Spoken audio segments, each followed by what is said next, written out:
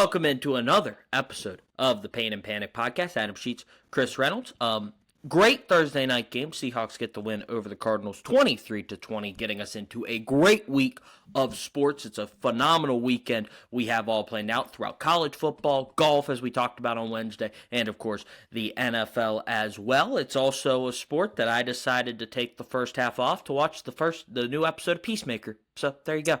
I do not regret it at all. It was awesome. That was the right decision. Yes, because I said I tuned in second half, everything fun happened, and I was like, hey, best of both worlds for me. So, but it was a great game, great finish. It looked like it was going to be a Seahawks walk-away win in the fourth quarter, but Kyler and the boys came back, tied the game, but a bad missed kick on the kickoff that puts him at the 40, allows one pass to Jackson Smith-Njigba, and the Seahawks walk it off on a game-winning field goal. Chris now apparently has abandoned his Saints and is now a Cardinals fan, but jumping in at the right time. No. Back-to-back losses, and you're jumping in. What I have told you, what I've been last few years, I've always been a Cardinals fan. I've always liked the players on the teams. You will not find many people higher on Kyler Murray and Trey McBride than I am. I think Trey McBride is, if he's not the best tight end, he's the second best tight end. I think it's Kittle 1, McBride 2, Bowers 3. I think, they're close, but I think McBride, I would have him as number 1. Kyler, I love what he can do at glimpses. But here's the problem with the Cardinals. We saw it again last night. The Cardinals let the other team decide if they're going to win or lose the game. When you're playing a bad team like Carolina, you're going to win the game because the Panthers can't win the game against you. When you give the Seahawks a chance to win, they're going to win the game. When you give the Niners a chance to win, the Niners are going to win the game. But the Cardinals need to win the game themselves. They can't leave it up to the other team. Look at the Lions last week against the Ravens. The Lions go for it. They're aggressive. They win the game. They don't leave it up to the Ravens to lose it. The Cardinals need to start winning these games. And they can't have 3 mediocre quarters and then surge in the fourth. You got to get Marvin Harrison involved. And Marvin Harrison, honestly, part of it is his fault. He had a terrible first 3 quarters. Get Trey McBride the ball more. As I said, one of the best tight ends in football. And Kyler just looks like he gets frustrated and scrambles all the time, but then decides to bail on a scramble and just slides after 1 yard. The offense looks disjointed for 3 quarters. The moment they start moving, they get Kyler in motion, they open up to their receivers, the offense flows again. A lot of this is just what happens to a lot of teams, a 2-minute drill, you're pushing the pace. But the Cardinals they're not a good slow team. They don't have James Conner anymore, so they can't pound the rock the same. Trey Benson had a solid game, but he's not James Conner. And honestly, Marvin Harrison was letting them down multiple times. And I don't know if you saw in the first half, the interception that Kyler threw, Marvin Harrison, it was one of Kyler's best throws. Marvin Harrison bobbled it into the other team's hands. So I really think the Cardinals, they have an easier schedule this year. They had a good 2-0 start, and they're wasting it right now. And it's going to be really tough to come back from that in a division with the Seahawks, Niners, and Rams. Good. You get all that out, buddy. I was watching this, and I was getting very upset the whole game because I was rooting for the Cardinals. I'm not complaining very much because, first of all, guess who's now 2 games up in season picks? Ha, ha, ha. Yeah, great pick, buddy. But anyway, you're getting a lot of thought into a team that's probably going to be below 500. I mean, it's just what they are every year. It doesn't change with them. So, I mean, ever since Kyler's been there, I mean, they had the 1 year where they started out, 8-1, and they finished 10-6. The Cardinals are the ultimate 500 team because any team that's good will take advantage and win the game. And any team that's bad, they'll let be bad, and they'll just win the game by the other team not being good. They're right in the middle every year. And I think Kyler's now, he's not young and exciting anymore. I forget how old he is, but he's been in league, I think they said 6 years, and 2019 was his first rookie year. That has flown by, and now I'm he still has speed, but you're not hoping that he grows anymore because you're already 6 years in. You're not going to have this new thing added to your game. He is what he is, and I feel like he's never really developed his ability to be a consistent quarterback. He's just been a flashy guy who has some of the best scrambles all year.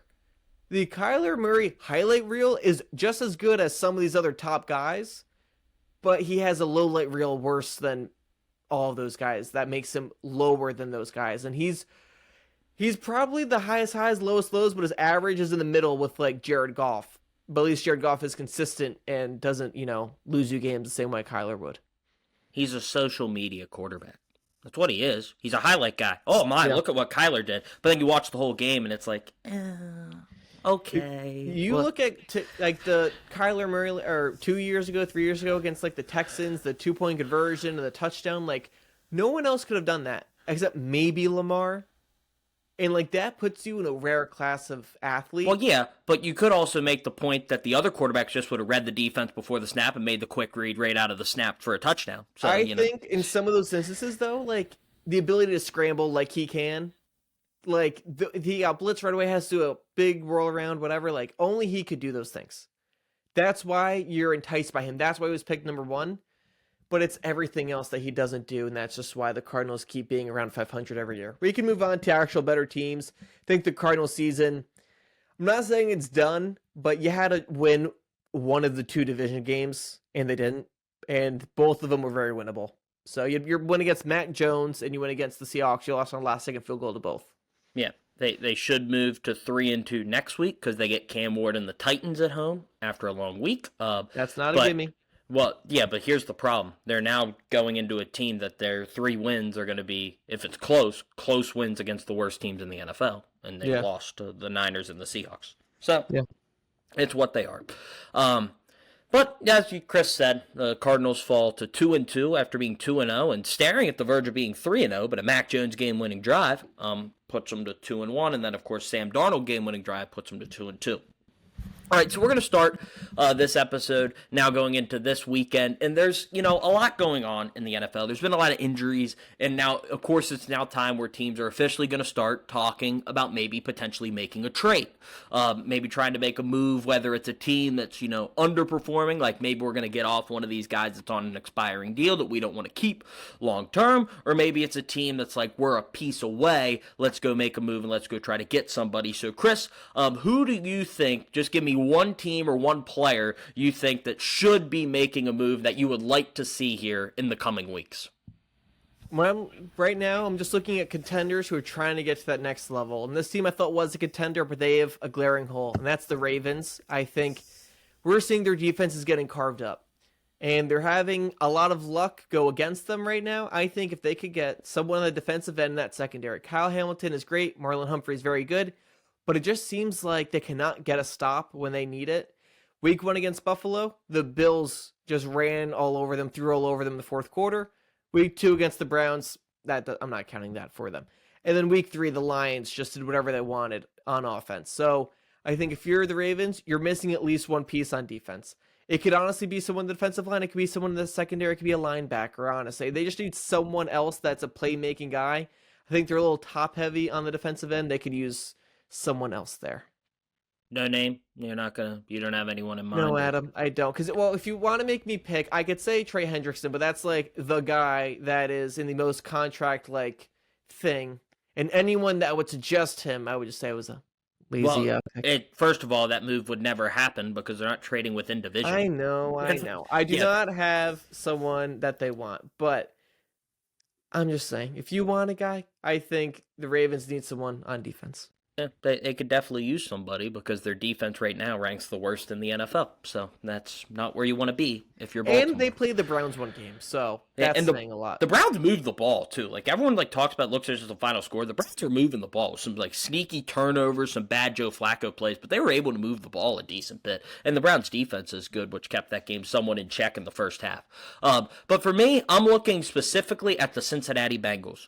I'm not just looking at Trey Hendrickson. I'm looking at the team because I think they have to make a decision. So you mentioned the Ravens off to a slow start. The AFC, if you look at what the wild card picture may look like in the AFC, it's going to be wide open. A 9-8 team could sneak into a wild card spot in the AFC. Doesn't look like that's going to be the case in the NFC with the way the season started. So the Bengals have to make a decision. Are they going to try to compete for a wild card spot and try to find their way into the playoffs? Or is this going to be, we lost Joe Burrow. Man, it's just not what we're not going to have it this year. Let's try to make some moves and position ourselves for the future. So if they're going to do that, if they're going to say, hey, Jake Browning's not the guy, we're not going to be able to find that somewhat magic that people try to say he had. He had a couple good games when he was a starter. Who would think that, Adam? I know.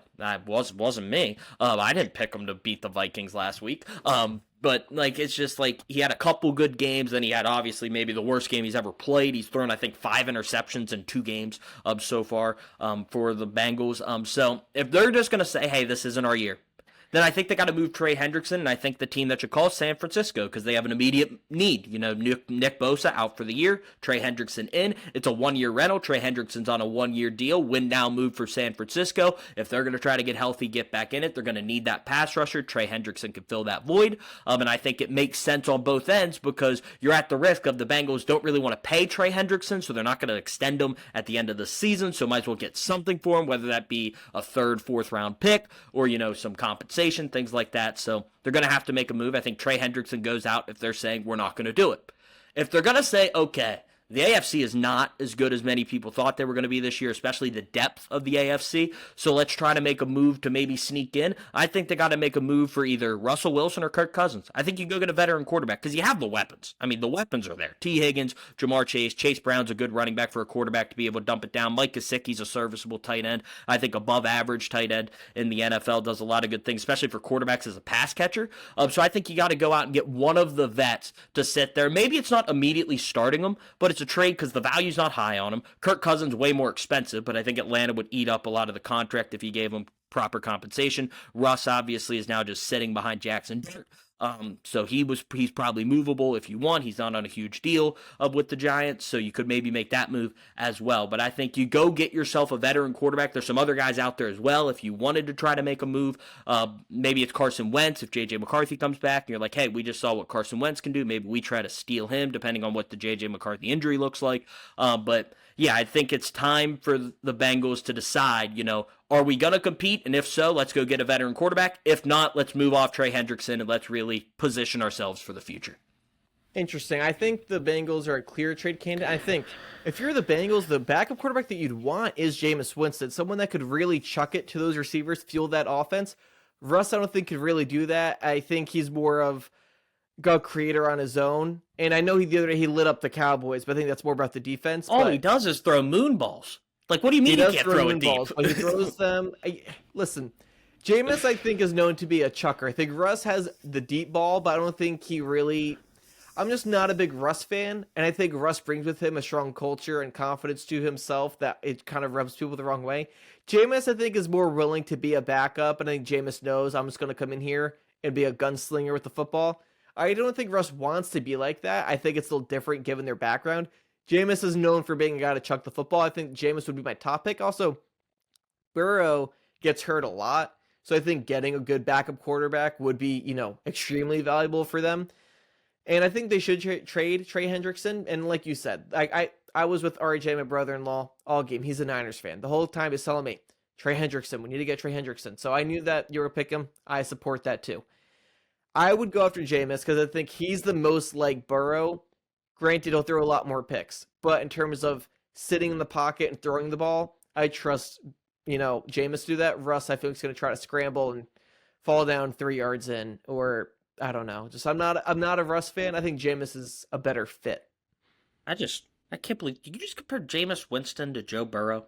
Like, did that actually just come out of your mouth? In terms of a pocket passer who could sling the ball, Burrow does it with extreme precision. Jameis does not. Yeah, Russ totally is never, been an MVP conversation. Has never won a Super Bowl. Russ is very far removed from those levels that he was in. And I think Russ's great ability. Also, Russ is really bad with a bad O-line, and he gets frustrated, and he also runs into traffic. The Bengals don't have a good O-line, and Russ can't escape like he used to. I think that's a bad combination as well. Yeah. I don't. People keep giving Russ chances. Who do you think's more like Joe Burrow in terms of style of play? Russell Wilson or Jameis Winston? Neither of them. If that's the case, I'd go get a guy like Kirk Cousins who will sling it and knows how to play in that type of system with elite receivers. He did it in Minnesota. I don't think you could do Kirk with that O-line, though, because Kirk is really Kirk is also coming his Achilles, and then with bad O-line, he's really bad too. I think Jameis is going to take the hit better than either of those guys. Man, I don't know. I mean, you have a lot of confidence in Jameis Winston. Jameis was my quarterback, and he was great until he got hurt. What do you mean till he got hurt? The Saints were like 5-3 with him or something. They had a good record with Jameis, but then he got hurt against the Bucks, I believe, and then he was out for the year. Wait, we had to start Taysom Hill at quarterback. So your whole point of Jameis Winston being able to play behind an O-line is because he can take a hit, but now you're talking about the last time he played, he got hurt? That's not the last time he played. That was one injury that I could remember in his whole career. So, and what has he done since then? He came and lit it up as a Browns backup. Lit it up. He won one game.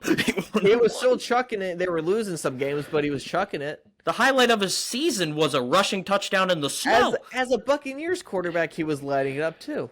Yeah, he had the 30 for 30 season, 30 touchdowns, 30 interceptions. I don't think that's what Zach Taylor wants. Jake Browning's doing that for him right now. So Browning isn't going to get you 30 touchdowns. He'll get you 30 picks. Jameis can get you 30 touchdowns and 30 picks. Hey, I think Jake Browning's had a 5-touchdown game more recently than Jameis Winston has. I think Jameis is probably my favorite backup for the Bengals right now. Based on the fact that he's a stand in the pocket, could take a hit and really throw the ball. I think Russ and Kirk aren't great with that terrible O-line at Cincy. I think you're also missing the point. To go there. They could have made that move already if they wanted to, and they haven't. So I don't think they want to make that I move. think they were confident in Browning based on the last time he played, and I think they were very upset after that game. I don't think they're making a move for Jameis Winston. I think if they're getting a vet that's played, not a guy who hasn't played significant football in a long time. He played last year as so did Russ. Played as a Steeler and took him to the playoffs. Yes, but Jameis was a backup. Russ was a starter who they did not want anymore because he was so bad, and Russ got benched after 3 games. Yeah, this year. Last year he took a team to the playoffs while Jameis was sitting Justin doing Fields nothing. did all the heavy lifting. We all know he won 2 games. Exactly. At the start of the season, Justin Fields was cooking. And Russ won 8.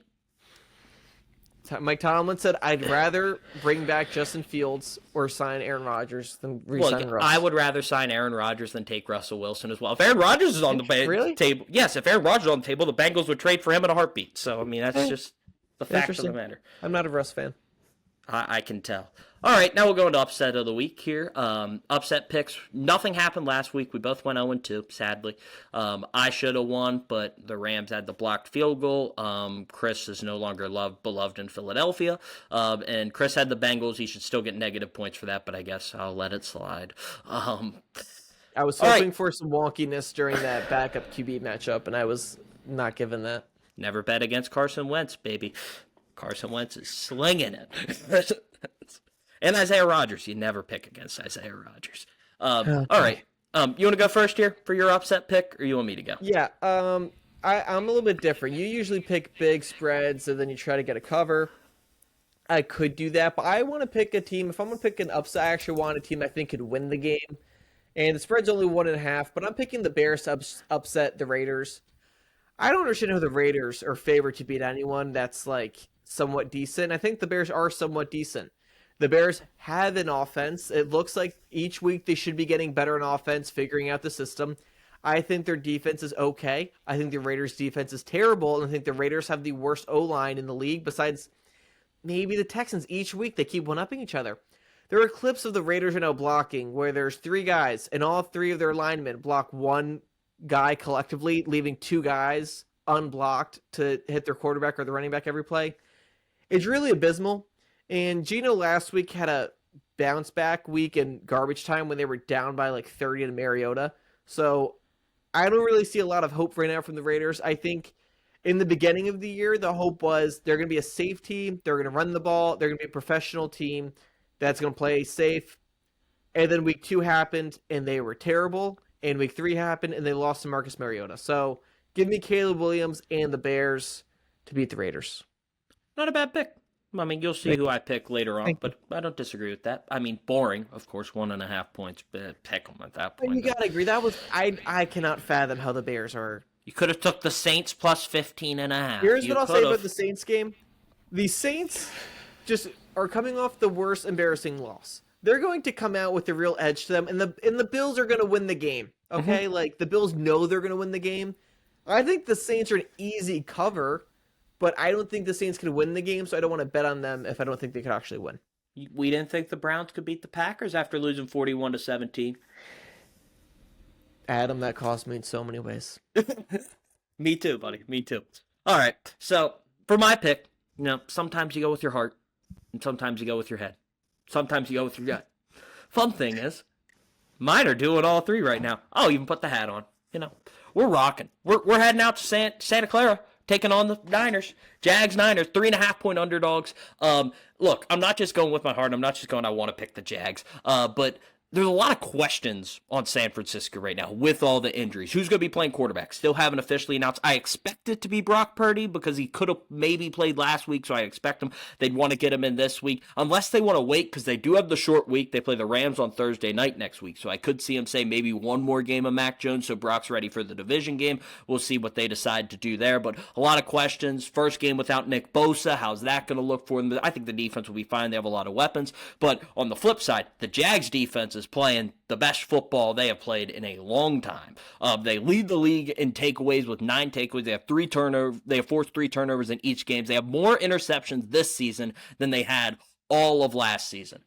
And I'm going to talk about a guy who's really struggled. I'm not going to sugarcoat it. Brian Thomas Jr. has not been good this season. He has the worst catch percentage of any wide receiver in the NFL. But the last time Trevor Lawrence threw him the ball, he caught it. It was a 37-yard game that helped set up Travis Etienne's touchdown to win the game 17-10 against the Texans. So maybe he's getting hot. You know, all it takes is one sometimes for a guy to get going. Saw that with Marv tonight, got the touchdown in the end zone. Next thing you know, he's catching the ball, making some tough plays. And sometimes it always takes one for these receivers to really get going, especially during their sophomore slump. And then the big thing here, the Jags, the key of their offense this season, because they've had all the drops, has been running the football. The Niners are giving up over 100 rushing yards per game through 3 games this season. The Jags are one of the best rushing attacks in the league. Travis Etienne has been phenomenal. The offensive line's really done a good job run blocking.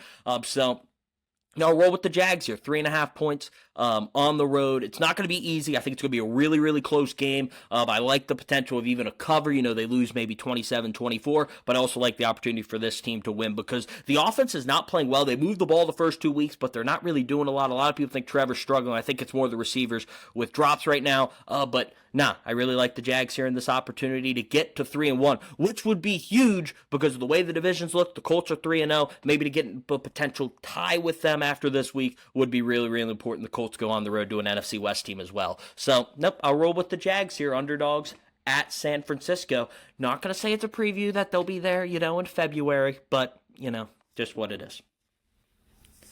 I don't think it's a bad pick, especially with the fact that Nick Bosa's out, and without Nick Bosa, that defense just really seems very different. Fred Warner, I think, is probably the best linebacker in the league, but besides him, you're looking around like, all right, but you're missing that pressure up front. Nick Bosa, very poor guy. He's gone. Trevor Lawrence can be safe. However, Brian Thomas, I will not buy any hope into until I see it. I think he's a great deep ball threat, but when he's running across the middle, he just seems afraid to get hit by anyone. Besides that, I think it's an okay pick, Adam. I think it's a very Adam pick for you to pick the Jaguars. I usually stay away from my team, but you're going all in for it. Mm-hmm. The spread on this one's 3.5. I think that's a little much. So I agree that this is probably at least, probably a cover if the Jags don't win. I think, honestly, if Mac Jones plays with his injury, I think it's a little weird. And I'd say definitely hammer the Jags. But if Brock Purdy plays, I kind of like the Niners still. But I'm more scared of Mac Jones. That revenge game could go hard. Is that even a revenge game, though? Because I feel like Mac and Brock's like a perfect backup QB situation. I don't know. I mean, because Brock Purdy and Mac Jones are, I think, are very similar, except Brock is a little bit more mobile. Yeah, no, it would be a revenge game, just because Brian Thomas Jr. was really good with Mac Jones at the end of the year. In terms of revenge games, I cannot think of one of the weirdest matchups, especially if you told me this when they were drafted, that Mac Jones would have a revenge game as a 49er against the Jags. I think the last time Mac Jones played against Trevor Lawrence might have been their rookie year when he beat him 45-7. So, what a time for Mac Jones back in the day. Yeah, the Mac Jones 2.0 plays on Monday night this week. Oh boy! Listen, Mac looks good. Hopefully he's healthy. But we can now go to the rest of our game picks. We already told you 2 of ours. What's our first game, Adam? Well, special game this week. I'm upset you didn't wear white to the pod this week. I thought it was unanimous. It's whiteout weekend. Penn State, Oregon, in Beaver Stadium, 7:30 at night. Chris hates Sketch and I. He won't come up to enjoy the party that is going to be the pregame into this game. So, Chris, who do you got? It's not officially going to be a pick because I think we're both going to pick the same team. But who do you got? Penn State, Oregon in Beaver Stadium. College? Okay. Well, just one. We're just picking this. It's a big game. I know. Let's see. Based on my vast college experience, I'm going to go with Penn State Nittany Lions to beat Oregon. There you go. I will say, on a real note, I know Oregon's good, but Penn State has had the same team every single year. like the same guys. They lost Abdul Carter, Tyler Warren, big losses, but you still have the same quarterback, the same 2 running backs, a lot of the same pieces overall. Oregon, different quarterback. I think that matters, especially when you're entering Penn State for the first time during the whiteout. The whiteout, as someone who's been there 4 times, you cannot hear yourself think, and it is impossible. I think by the end of the game, maybe, or in the middle of the game, it might die down a little bit. Oregon could find some momentum, but that first drive, there's nothing you could do. And especially by the end of the game, if it's a close game, the crowd's going to be so into it, it's going to be impossible. I think it's probably the hardest condition to play in as an opponent, so I think that's a huge advantage. That's probably alone is probably worth 7 points. Mm-hmm. It's a big atmosphere. James Franklin, 14-2 at night games at home. A lot of people always think he loses all these games. He's actually been pretty good at night. Now, a lot of that is because, maybe you can make the argument Fox has moved a lot of the games earlier in the day, which has caused some of those big games to not go his way. So the big games aren't always at night for him. But 14-2, their last loss in a whiteout is 2018, so it's been a long time since they've lost one of these. I'll take Penn State. I think it's going to be a really fun game. It's going to be really exciting. Dante Moore, the quarterback from Oregon, can sling it. We'll see how they handle the environment here. They have a lot of glow-in-the-dark Oregon uniforms in the whiteout. It's going to look really cool. They have glow-in-the-dark mummified uniforms. It's going to be sweet. That sounds awesome. Yeah, it's going to be really sweet. But I'll roll with Penn State here as well. I mean, you think, look, if they lose, I'll be really upset, but I'm not going to pick them to lose because that would just break my heart even more. So if Oregon loses, what would Penn State like? Would this be like a freak out? Like they're gonna maybe not make the playoffs or what?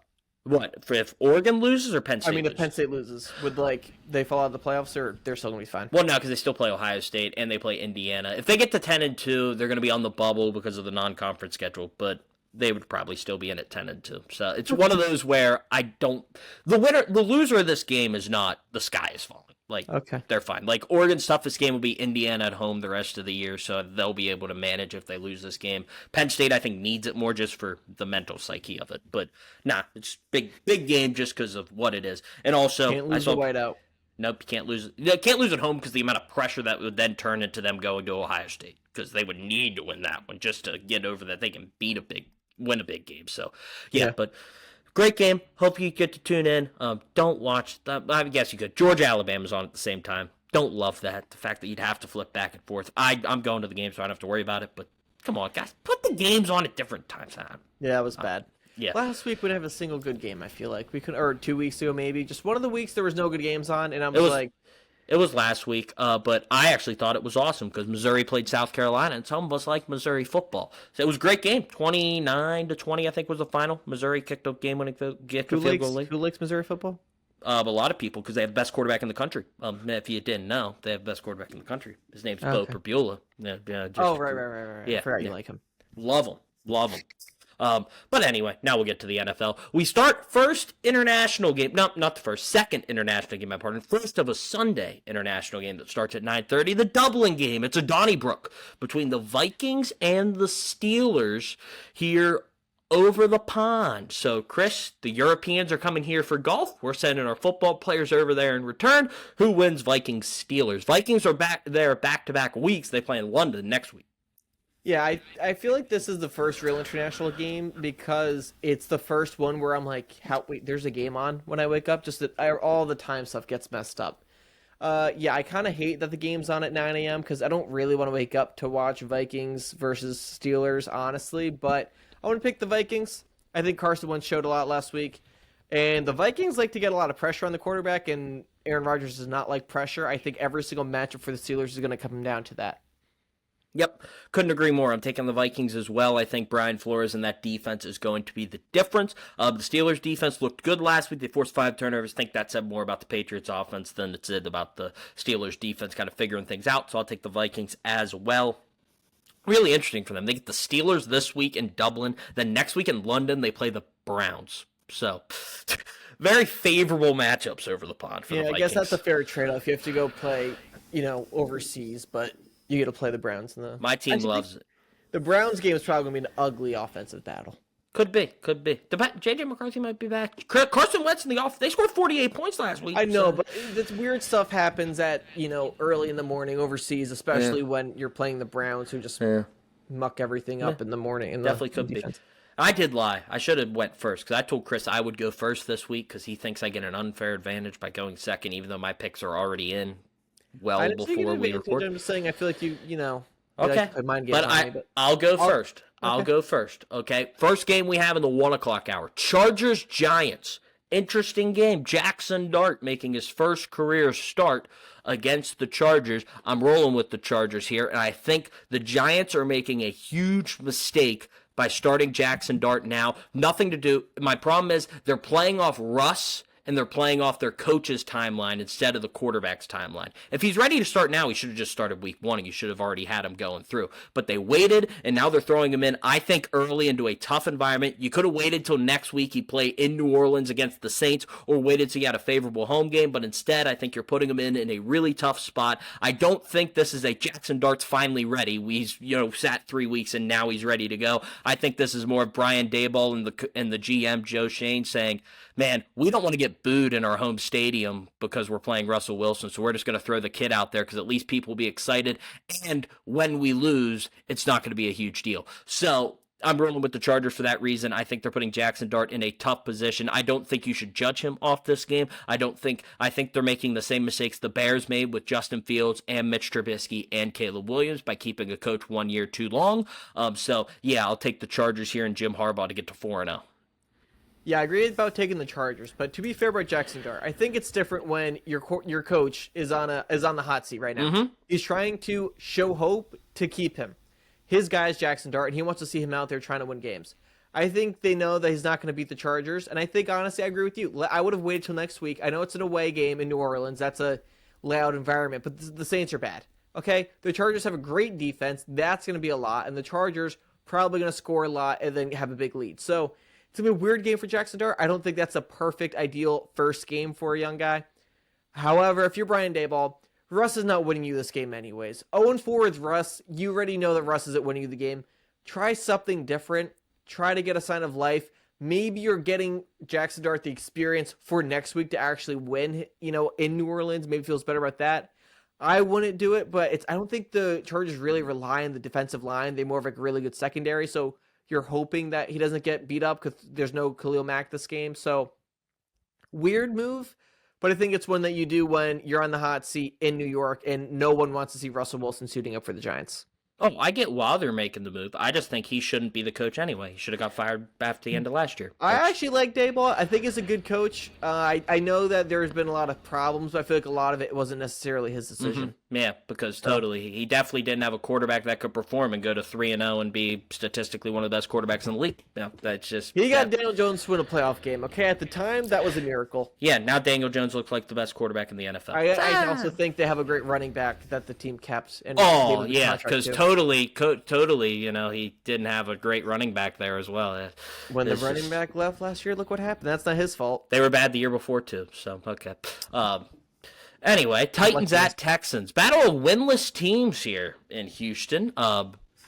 Texans need one here. I'm going to take them. I think the defense is better for Houston. I think they're the reason they win this game. And this isn't just a must-win for Houston. This is a must-play well on offense because they have not played well on offense all year. Joe Tooman, a friend of the show, who might be joining us for our next episode because he's a Packers fan. We'll be talking Packers-Cowboys. But he had the Texans at 19. I said they should be banned from the top 20 until they score 20 points. I really hope they score 20 points this week. That's big. Give me the Texans. Yeah, I actually wanted to pick the Titans for an upset pick this week, but then I remembered the Texans are 0-3, and this is really... I think last week was a must-win game, but now even more so. Like, if you go 0-4, you're not making the playoffs, especially as a flawed Texans team. So I guess I'm going to take the Texans. I don't feel good about it. I don't want to pick them. I don't think C.J. Stroud has looked good in 2 years. And I don't think that the Titans... I think the Titans are like a decent enough team. I just think they have some coaching problems and still figuring out offense. Yeah. Oh, their coach is horrible. They're the worst coach in the NFL right now. Yeah. So I will say, CJ did have a good playoff game last year. Give him credit for that. He did have a good playoff game. I think a lot of it's a situation around him, but I don't think he's really done a lot with it like he did the first year. Well, his offensive line has blown up. I know. Commanders at Falcons. This is an interesting one for me because Marcus Mariota maybe gets the start. Still haven't announced who's going to start there for Washington. But the Falcons have an interesting stat. Michael Penix, a guy you like, I don't, but is 0-4 when the opponent scores at least 7 points.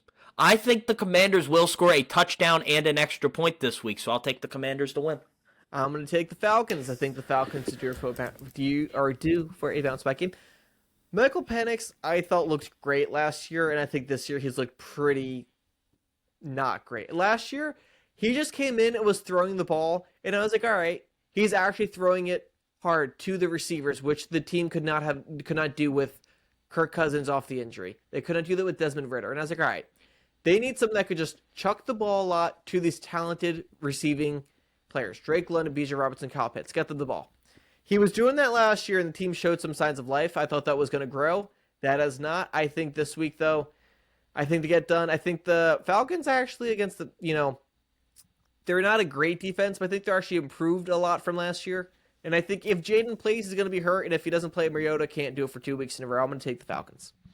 Wow. So you think their defense is going to hold them to less than 7? Because if they get to 7, it's over. I think they're going to keep them to like 21 or less. Man, but if they get over 7, Michael Penix can't win. He's proven it already. He can't do it. Not always true, Adam. Just because that's he can't do it. He can't do it.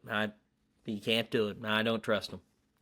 Can't believe you're picking against the Commanders, especially if Jaden plays. You like Jaden Daniels. I love Jaden Daniels, but I don't know if he's going to play, and if he does, is he going to be 100%? I don't know. Last year, when the Commanders were struggling, it was because Jalen was hurt by playing through it. Bills Saints in Buffalo. Cleveland beat Green Bay last week. That means nothing that Buffalo's going to lose to New Orleans. Long week. I can't even say long week. The Green Bay had a long week. Man, that loss is horrible for the Packers. There are so many reasons why that Packers loss was the worst loss of the season. Yeah. I don't think that will be topped all year. It's hard to think of a team that was higher at that moment than the Packers were. They were the number one in every single person's rankings, losing to a team that was probably bottom 2 or 3. The only loss I can think of would be the last the 2022 Chiefs, that the year Mahomes threw for over 5,000 yards and they end up beating the Eagles in the Super Bowl. They lost in week 2 or 3 to the Colts, who ended up. That was the year before they drafted Anthony Richardson. They finished with one of the worst records in the league. That's the only loss I can think of in recent memory of a team just completely laying an egg against a horrible team. The Ravens did it last year, but the Ravens always do it, so I'm not even going to really get into that. The Ravens legit to a Colts, but that was a close game, and yeah, I think they kind of got robbed. They missed a field goal, but they did to the Colts and the Raiders. Yeah, the Raiders one was bad. And to be fair to the Browns, I think it's not that the Packers missed the field goal, it's that got blocked, and it's there's a little bit more skill involved than just missing it. But so Bill Saints, are you going to roll with your guys? Listen, the Bills are going to win this game. I think the Saints are going to cover. I don't think the Bills are going to need to come out and smash them. The Bills are undefeated. They don't need to try to win by 24. I think they're going to lead by 14 and then just run out the clock. The Saints might get a garbage time score, but Bills are winning. Yeah, I think this might be a Josh Allen stat pad game. So you think so? Yeah, I think he might just say, "Hey, watch this." The MVP, so I don't know if he's gonna want. I don't know if he needs to anymore. Well, that when there's no risk of losing, he might be like, "Yeah, why not?" There's always a risk of getting hurt, and they're so focused on the Super Bowl. Well, I'm not saying he's not going to get hurt throwing 50-yard bombs to Khalil Shakir. I don't know. I think it's gonna be a James Cook game. All right, Eagles Bucks. There's no way Chris is taking the Eagles after what they did to him this week, because for some reason you don't think the Eagles are good, and you think the Rams are loaded. So, I think the teams are even, and I think the outcome of that game is going to make people think the Rams are in a different tier down. They're even. The Rams have lost 3 games since the end of October last year. Can you guess who those 3 losses are to? This year, the Rams have lost once, and it was to the Eagles on a crazy game. Yeah, and then last year they lost twice to the Eagles. I don't care about last year. My God. All right, well, I'm taking the Eagles because the Bucks are completely Adam, worn down. The Bucks are your team. I love the Bucks, but dude, no one's playing. They're all injured. I'm going with the Eagles as well. The Bucks, if the Bucks win this game on a last second drive, it's going to be the craziest season ever. They are missing 3 offensive linemen. Right now, their only receiver is Emeka Egbuka and Sterling Shepard. Maybe Godwin plays, but if he does, it's going to be his first game back from a broken ankle. So who knows? He hasn't really seemed like he's been 100% waiting to play. He's trying to get ready to play. Give me the Eagles. A lot of Eagles comments, Adam. Did not read a single one. It's How to good, stay away from those. I knew that was coming. I read a couple of them because I had the Eagles at number 2, so I didn't have to worry about anything. Yeah. All right. Yeah, I'll take the Eagles. But let's say the Bucks have been very successful against Philadelphia in Tampa, so it is a watch out game. If they were healthy, I think they should study the Bucks and see what they do against the Eagles that give them fits, because it is kind of interesting. Well, they did change their travel. They are going down early. The Eagles are, so they did change something. Lions Browns. Can the Browns do it again? I say no. I'm taking the Lions. I say no, 1,000%. So give me the Lions. Panthers Patriots. Oh gosh. Boy, oh boy. The Panthers coming off a 30-0 win against Chris's team, the Atlanta Falcons, since he loves Michael Penix so much. The Patriots off a tough 21-14 loss to the Steelers when they turned the ball over 5 times. This game is in Foxborough. The one thing I've always learned is Bryce Young sometimes does some stuff at home in Carolina. He rarely does it on the road. This game's in New England. Take the Patriots. Yeah, give me the Patriots. Feel very confident. An underdog team coming off a win, I feel very confident picking against. So give me the Patriots. 3-0 Colts versus the 2-1 Rams. This game is in LA. My prediction of the Colts being the 2024 Saints. Congratulations, Indy. You've won one more game to start the season than the Saints did. They started 2-1. You started 3-0. So congratulations. But that ends here. I'm taking the Rams bounce back spot. The only fear here is that was a psychological loss with the way that Philadelphia game ended, giving up 26 straight points, being up 26-7 and losing that game. So I will take the Rams here, though, to bounce back in what could be a must-win game because they have a big one on Thursday night as well against San Francisco. I would love to pick the Colts here. I love Jonathan Taylor. I love Michael Pittman. I love Tyler Warren. Give me the Rams. I have to stick with them after last week. You better. If you imagine you picked against them this week. Ooh. Jags Niners. I've already made my pick. I'm taking the Jags. I've already explained every reason why, so I don't got to say anymore. I think Brock Purdy's gonna play. I think the Niners, the 3-0 might get complacent, but I don't think the Jags are going to be the team to take advantage. Give me the Niners. One thing I didn't say, potential look-ahead spot. They got the Rams on Thursday night coming up, so we'll be thinking a little bit about the next one before they're done with this one. So it's a bigger game next week than it is this week because they can lose to the Jags, bounce back, beat the Rams, and nothing's really changed. So I don't buy into that fully. Just I think that's something a little bit, but it's not like the coaches are like, guys, oh my God, we forgot to prepare for the Jags. You know what I mean? Well, the coaches are, but Brock Purdy's thinking about that big game coming up. I think it's maybe a little bit of that, but I'm sure the Niners going to be prepared. I think they'll be fine. I think just because they're so injured, I think they're going to be ready for every current game. Ravens Chiefs. The Ravens have. First. You want to go first? I want to go first. I want you to mess me up. Okay, go ahead.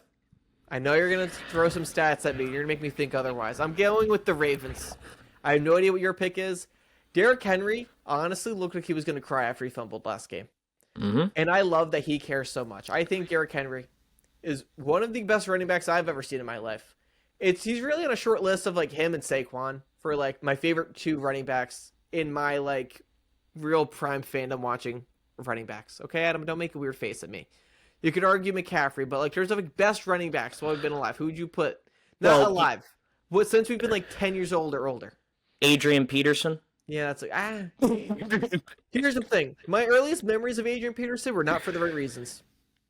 What, you don't remember his 2012 season when he won Comeback Player of the Year and MVP? He's the last running back to win MVP. And then I barely remember that. I was 9 years old when that happened. Adrian Peterson was a dog. Listen, I was 9. I'm thinking 15 or older. I'm thinking Derrick You Henry. said 10! I was 9 the Adrian Peterson season. But you're a Saints fan because of Reggie Bush?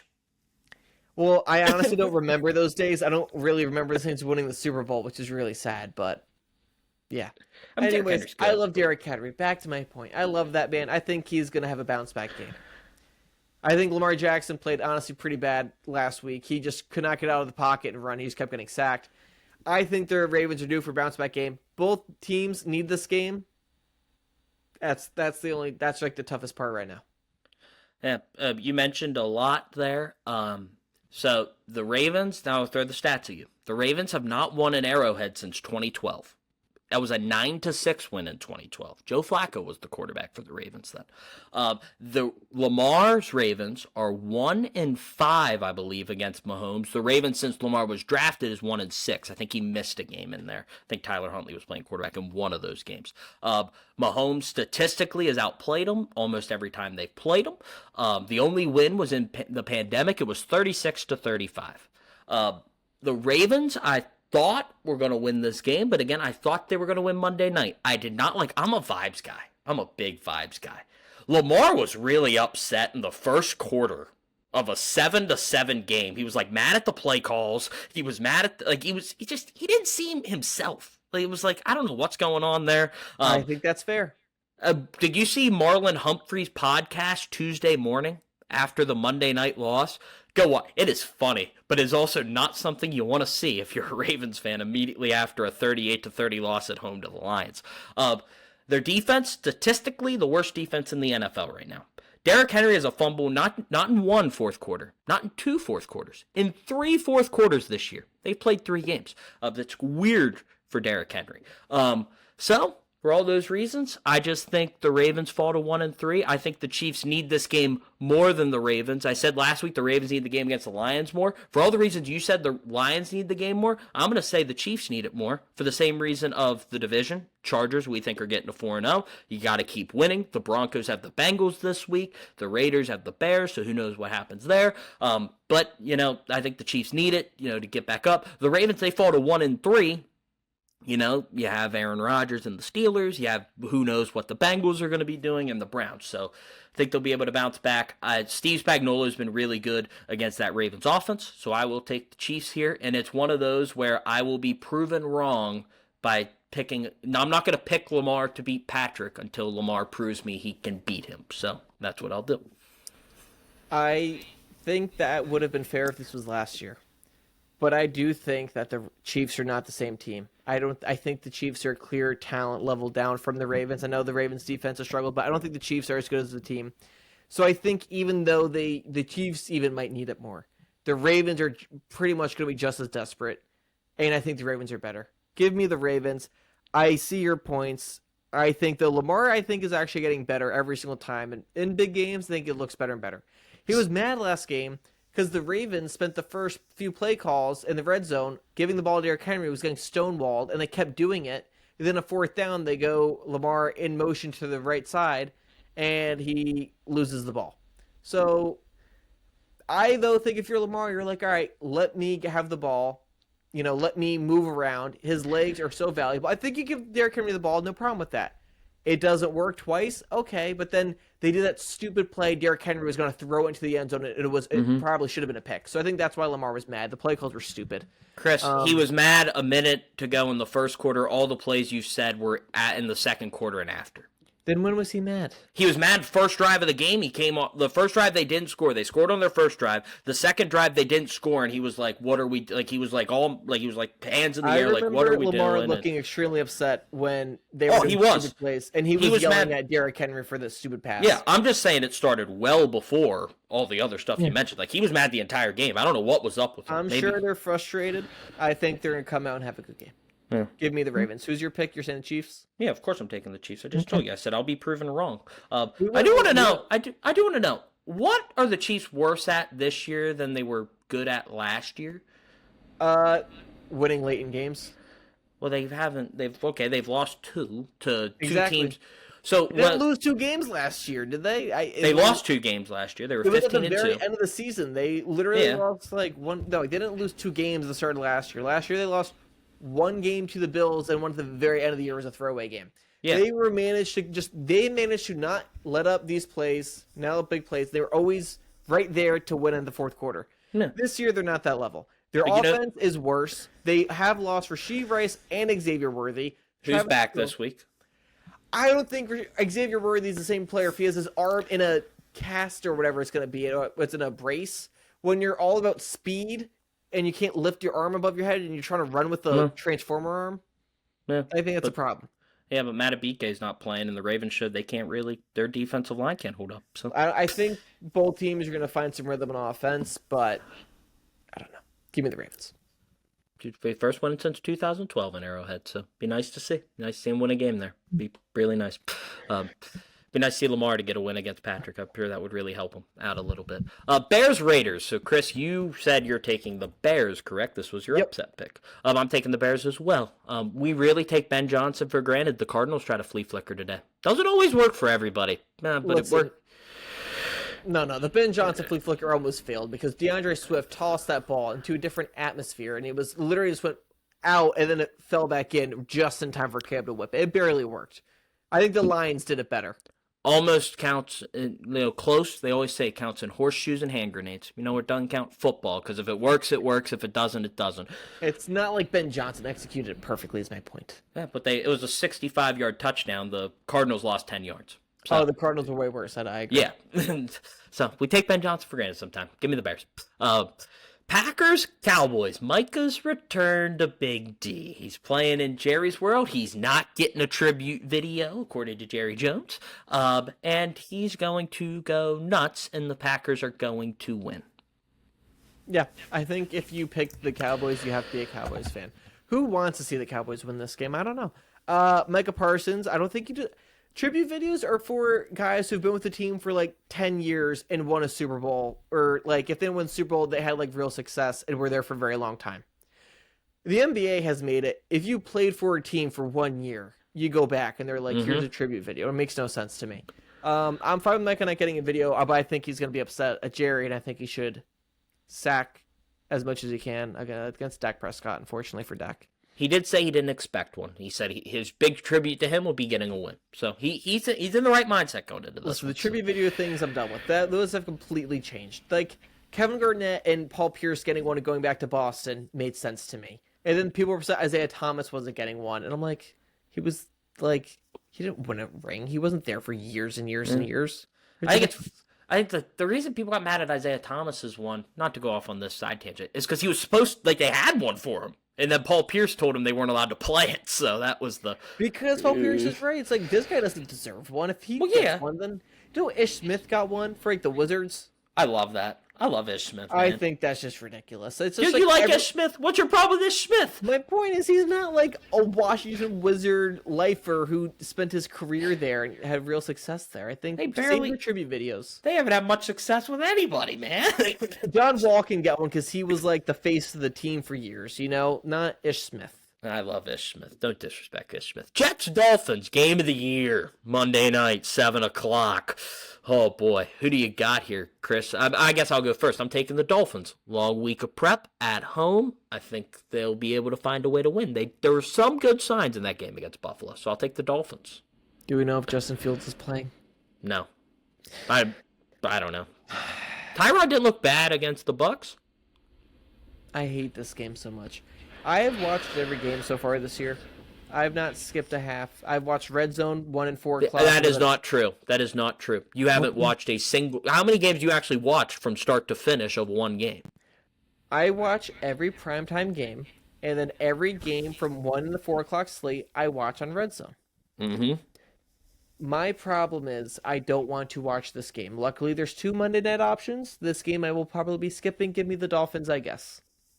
Well, you do have to watch the first hour if you're going to say you watch start to finish, because it starts at 7 and the other one starts at 8:15. So, Bengals Broncos. This was initially a really fun game. It was going to be a rematch of last year's classic. I believe that was a Saturday game. I think was the game last year. Was what day it was on. I believe so. Yeah, it was a great game. Bo Nix looked really, really good. I think the Bengals stole that one at the end though. But now Jake Browning, of course, coming off a tough 48-10 loss. Broncos coming off back-to-back heartbreaking losses on game-winning field goals by the Colts and the Chargers. I'm taking the Broncos here at home to get to 2-2. Don't like what I saw from the Bengals.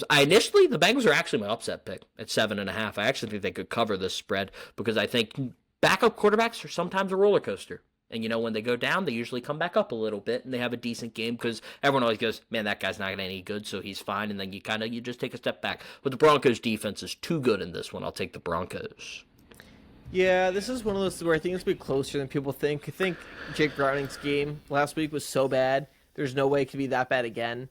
So I think he's due, like you said, roller coaster, due for a high.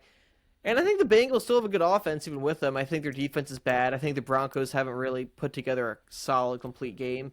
In their best games they've played are losses. So it's weird for the Broncos, but give me the Broncos. I think they're going to win, but I actually think the Bengals are pretty frisky. Man, Eagles fans don't like Chris. Broncos fans don't like Chris, and he's taking them anyway. How about that? Very interesting for you. Listen, Very I have to take the Eagles against the Bucks, and I love the Bucks, but as you said, they have no one on the. You really got to stop saying that you love the Bucks. You're a Saints fan. You can't just say you love the Bucks. I can say that. I've never said that until this season because I'm wanting the Saints to lose. Okay. What? Did you root for the Bucks? I'm drafting Bucks and Falcons this year. Okay, it's like I'm doubling down. But wouldn't you want the Bucks to tank in the winner of your division 7-10? That'd be because boy. Then they're gonna get a better draft pick. Yeah, but then your team's a quarterback away from being. Oh, they're right there in the division. I would like the Bucks to get a bad draft pick next year, so I want them to be good this year. Yeah, they end up in the Super Bowl. I don't think that's really going to help your formula, but that's how they get the worst draft pick, is they win the Super Bowl. So. Exactly. I'm good with that. So if they win the Super Bowl, that's not good, because then they're set up for the future. No, Baker's not old. I want to maximize the Saints' chances to win going forward. I know, yeah, but then you're rooting for the Bucks, who have Baker, who's not old, they just drafted Emeka Egbuka, who you love, who's going to be in the division for a long time. Yeah, they have Bucky Irving, who's young. You realize the team's not old. They're a good team, Adam, but next year when the Saints get a great quarterback, because they're all looking phenomenal, we're going to be fine. All right, let's move on. Okay, I was just asking. It's very interesting. I don't sit here and say, man, I love the Indianapolis Colts. But your team's trying to win, Adam. There's a difference. Even when they weren't trying to win, I wasn't sitting here every day man, can't wait to watch the chance. Okay, let's go. Well, did we do all the games? We did all the games. Yeah, that's Adam. all of them. Yeah, I was just like, I mean, I'm not sitting here, when Derrick Henry and Tannehill were torching it up with the Titans and the Jags and the number one pick. I wasn't sitting here really rooting for the Titans. I was like, oh man. Listen, I think it's different for me because there's a lot of other things I play, like fantasy football. For baseball, I hate the Phillies. I never want the Phillies to do well. I never want the Braves to do well. Speaking of which, we were talking about this being the best weekend in sports. What we're not talking about is that it's the baseball end of regular season, playoff races coming to an end. You're a Blue Jays fan. They're tied with the Yankees right now in the division. I don't know what today's outcome was. They both won. They both won. Yeah. Today, the Mets won and the Reds won. Mets hold a one-game lead, but if they lose, Reds win. Reds have the tiebreaker. And I want to come on Monday and talk about the Mets for an hour, but guess what? We're going to have a full thing of football to talk about. We're going to have the Penn State Whiteout to talk about. We're going to have the Ryder Cup to talk about, and that's going to be a loaded episode. That one's definitely going over an hour. I will let you know, but that one we could probably make 2 weeks content out of, honestly. Yeah, I'm surprised. I know a lot of Mets fans that don't want them to make the playoffs because it would just delay the inevitable for them. So Listen, I think from the start, the pitching was clearly terrible. And anything that was might go well, might go bad, all the question marks that the pitching went bad, and all the guys that we thought would be good went bad. Senga's supposed to be good, he was bad. Manaea was supposed to be good, he was the ace we brought back. He was injured from the start of the season and has never found his footing. Clay Holmes, I think, has actually been what we've expected.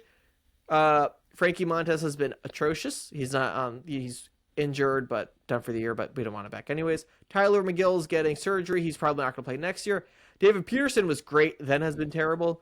The only thing that's broken our way has been Nolan McLean has been just phenomenal. Mm-hmm. Today he won, but he did up a few runs towards the end, but we kind of ran away with that game. Jonah Tong, I actually thought in the beginning, I was like, he's probably the worst of the young guys. I think he could be good, but he's too young. He got rocked yesterday. Brandon Sproat, I think, is a very solid, normal-looking pitcher, and that's all they need. So, a lot of question marks for the Mets pitching staff. But I think their offense is as good as anyone's offense. It's just a matter of can they get pitching and then get the game to Diaz, because everything before Diaz is pretty bad.